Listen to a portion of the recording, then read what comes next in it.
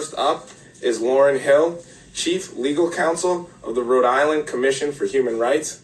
Thank you for being here today and welcome. Thank you, Mr. Chair and Commissioners. I appreciate the invitation to come and talk about Rhode Island's fair housing laws today. As the Chair said, my name is Lauren Hill and I'm the Chief Legal Counsel for the Rhode Island Commission for Human Rights.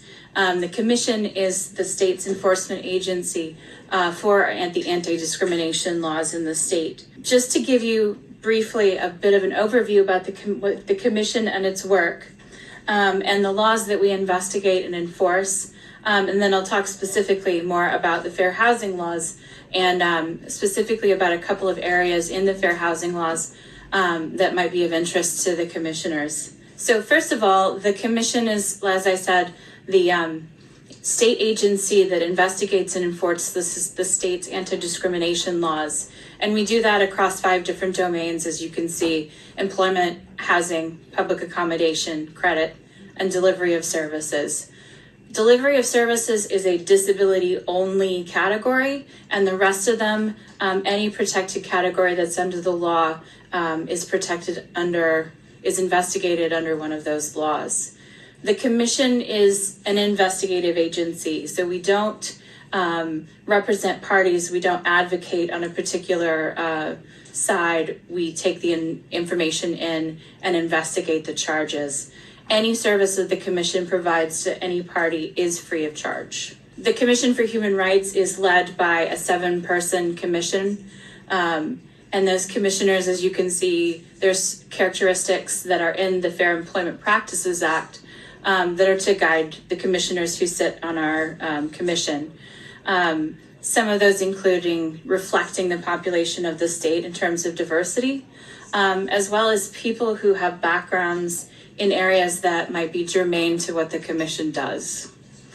And the commissioners are the decision makers. The professional staff assist the commissioners in that. We have, as you can see, attorneys. We also have investigative staff, permanent investigative staff, and administrative staff. The state laws that we enforce include these, and the 2 first ones, the Fair Employment Practices Act and the Fair Housing Practices Act, are sort of our biggest section of cases.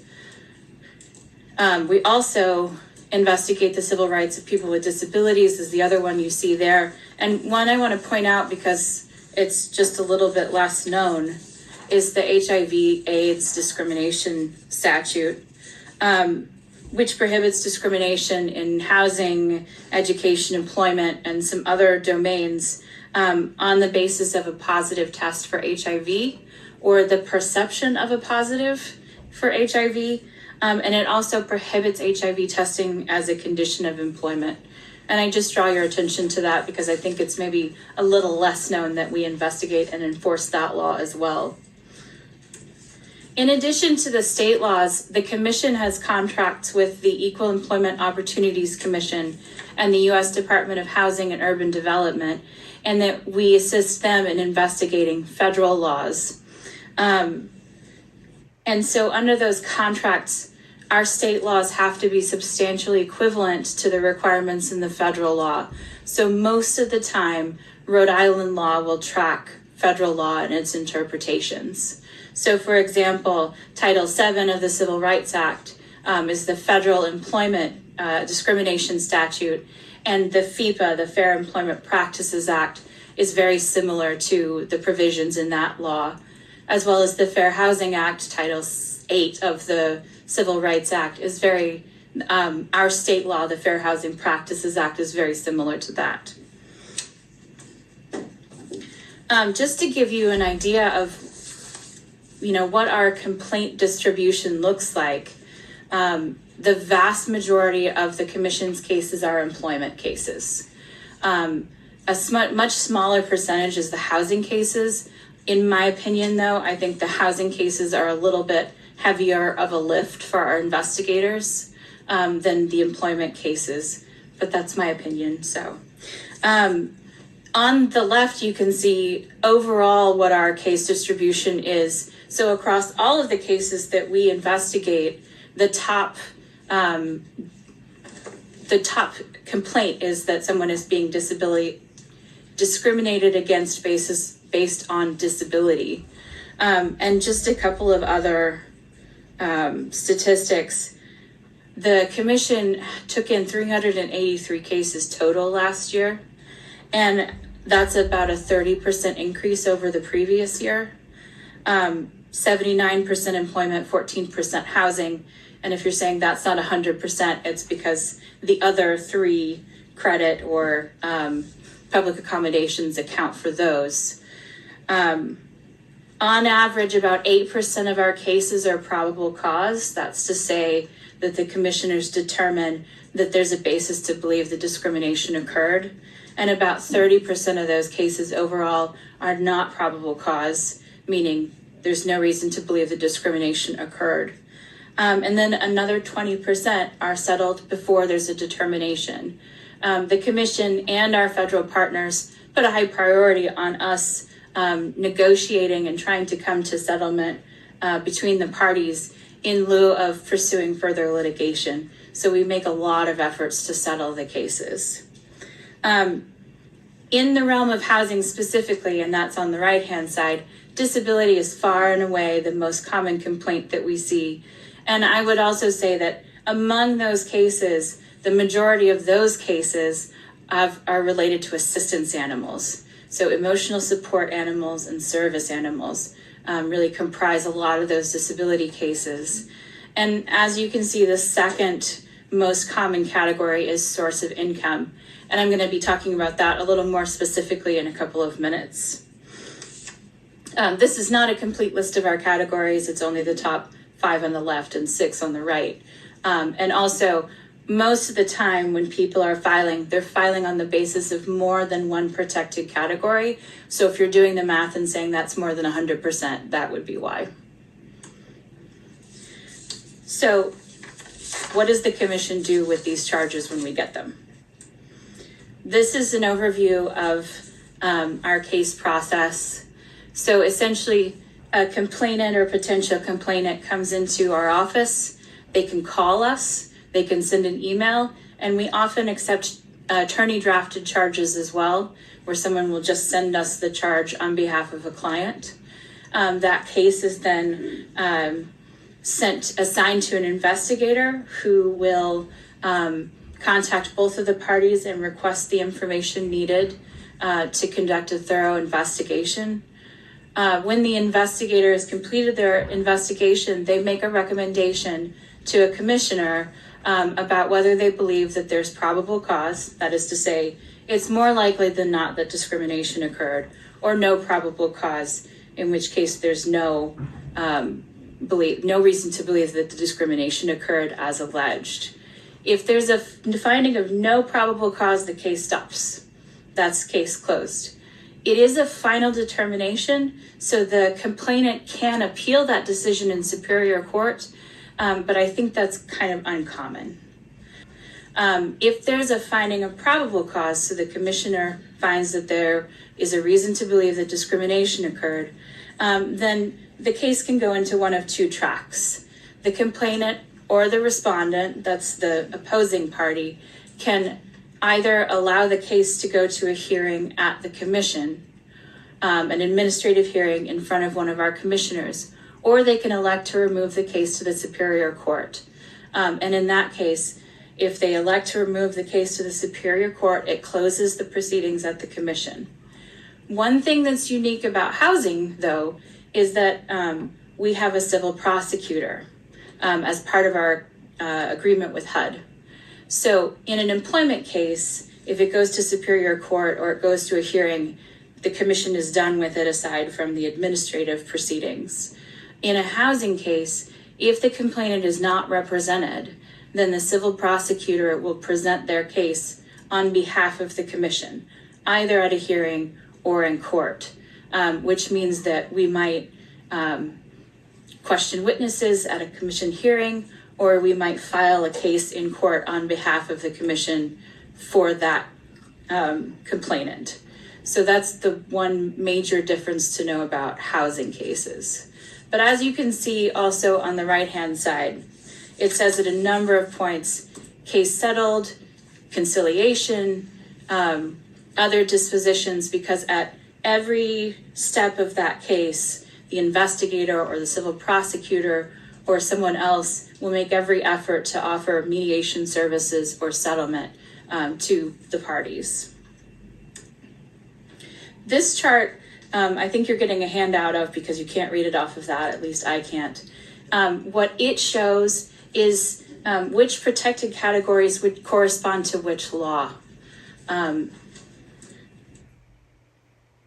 But this is a perhaps more easily digested version of that. So the protected categories are the who of housing discrimination. So the things that you see in white there, race, color, disability, sex, those kind of things are protected across all of the commission's different laws. The ones that are in orange are housing only.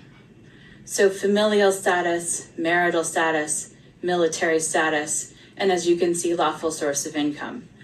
The other thing about the bottom ones there, military status and down, is that those are state-only categories. So federal law doesn't protect those categories of military status, domestic abuse, housing status, and lawful source of income. Which means that the commission can't co-file its cases and cooperate with HUD in a case that's a state only.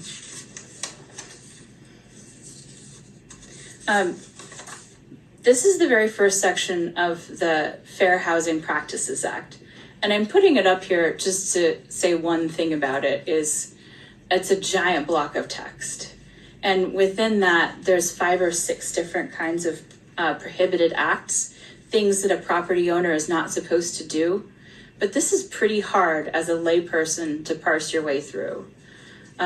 So if I were to say one thing, it would be great to have the statute broken out so that it's a little easier to see what it is that you as a property owner can or cannot do.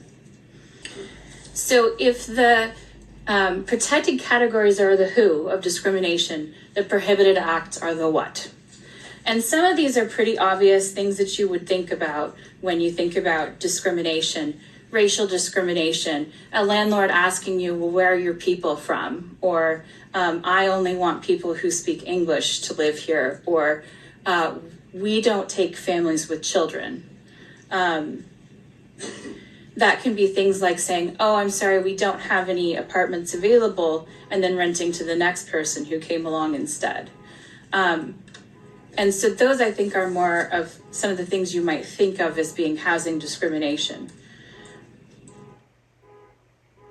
But I would also add to that placing an advertisement, a public advertisement saying that you have a preference for or against a certain type of tenant is also prohibited. So we see a lot of ads that say things like no Section 8.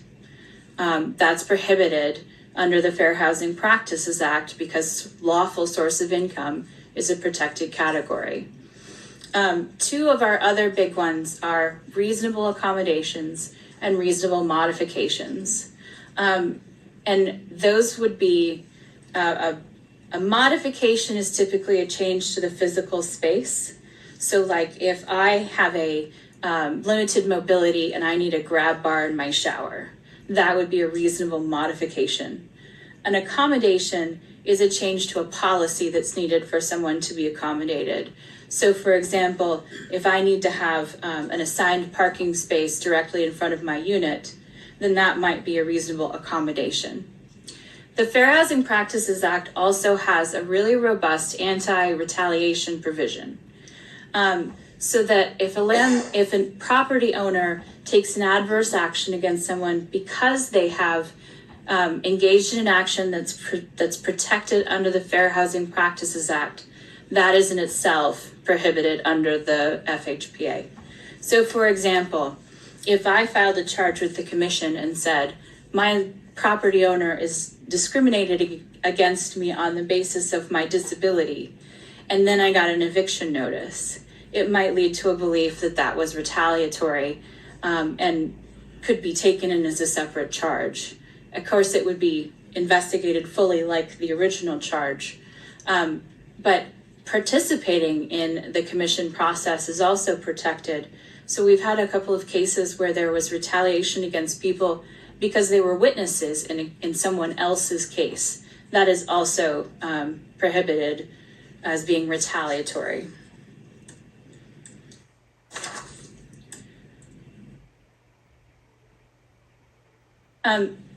This doesn't apply to every property owner and every property. There's something called the Mrs. Murphy exemption. And the idea is that it's the little old lady who owns the duplex, right?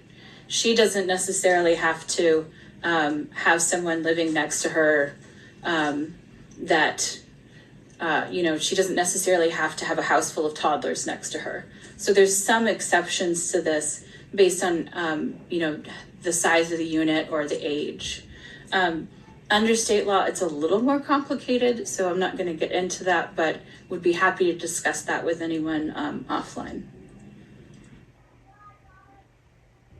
So, as I said, lawful source of income is one of the newest protected categories under the Fair Housing Practices Act.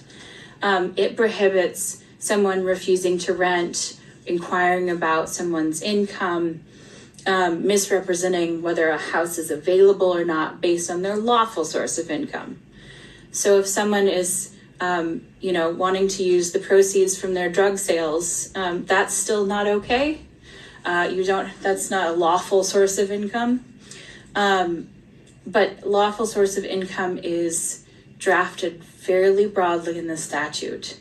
What I was talking about earlier was seeing ads that say no Section 8. That's also one of those things that's prohibited under the Fair Housing Practices Act. So this is the definition. I'm not going to read it all to you, but I do want to point out that it's very broad. It includes a lot of different kinds of income, alimony, Social Security, and it specifically calls out Section 8, or what's actually called the housing choice vouchers. And it also specifies that what's required under this is that a property owner comply with any requirement of any of those programs as well. So one thing that we have seen sometimes is under the housing choice voucher program, I believe the landlord has to offer an initial term of 1 year on a lease. And after that, it can renew month to month. But we have heard some property owners say, look, I don't want to give a 1 year lease. So do I still have to participate in this? And I think the answer, as far as the commission is concerned, would be yes.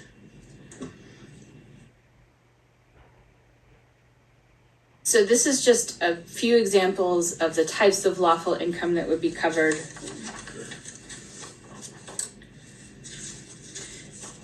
And one note, like I said, this is a state-only category, but the commission, we got a hold of some statistics about who participates in the housing choice voucher program in the state. And it's disproportionately people who belong to another protected category, such as being a person of color or being disabled. And so a lot of times, if a property owner doesn't accept a Section 8 voucher, then it's also disproportionately impacting people who are people of color or disabled. And under those categories, we have been able to file those cases with HUD as well. That's not every case, but in cases where the person does belong to another protected category, we can.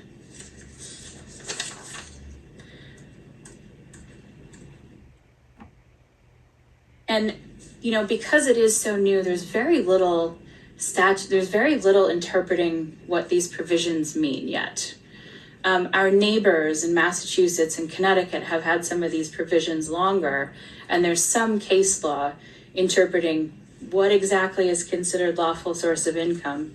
But here in Rhode Island, we're not entirely sure how that's going to play out yet.